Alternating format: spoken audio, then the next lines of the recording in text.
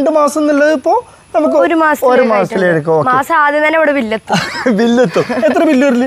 140. അതിന്റെ താഴത്ത് എത്ര AC ഉപയോഗിക്കലുണ്ട്? 2 AC ഉപയോഗിക്കുന്നുണ്ട്. ആദ്യം സത്യത്തിലൊന്നും നടന്നിരുന്നില്ല കേട്ടോ. സോളാർ ചെയ്ത പ്രശ്നമാണ്, ഓൺ ഗ്രിഡ് ചെയ്ത ഇനി പ്രശ്നമാണെന്നൊക്കെ പറഞ്ഞ് പല വീഡിയോകളും കാര്യങ്ങളൊക്കെ കാണുന്നുണ്ട്. പക്ഷേ എങ്കിൽ പ്രശ്നം ഉണ്ട്.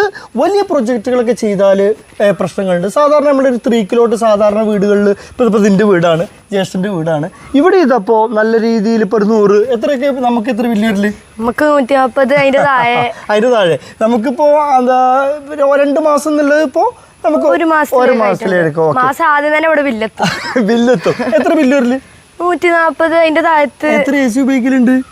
2 AC ഉപയോഗിക്കുന്നുണ്ട്. ആദ്യം സത്യത്തിലൊന്നും നടന്നിരുന്നില്ല കേട്ടോ. ഇപ്പോൾ ഈ സോളാർ ഇല്ല കാരണം തന്നെ. അപ്പോൾ നമുക്കൊരു 5000, 6000, 7000 രൂപയ്ക്ക് ബില്ലിന് ഇത് മാനേജ് ചെയ്യാം. ഈ 3 കിലോട്ട് എന്ന് പറഞ്ഞ സിസ്റ്റം ഒന്നും നമുക്ക് വലിയ വിഷയങ്ങളൊന്നും ഇല്ല കേട്ടോ. അതിന് മേലേക്ക് ഇനി സ്ലാബുകൾ മറ്റേ ഗ്രോസ് മീറ്ററും കാര്യങ്ങളൊക്കെ പറയുന്നുണ്ടെങ്കിലും അതൊന്നും പ്രാബല്യത്തിൽ വന്നിട്ടില്ല. നമുക്കത് അടുത്ത വീഡിയോയിലായിട്ട് അതിൻ്റെ ഡീറ്റെയിൽസ് വിശദമായിട്ട് ഞാൻ പറഞ്ഞു തരുന്നുണ്ട്. ഏതായാലും ഇപ്പോൾ നമുക്കിതാ ജ്യേഷ്ഠൻ്റെ ബില്ലാണ് കേട്ടോ ലാസ്റ്റ് വന്നത് 141 രൂപ.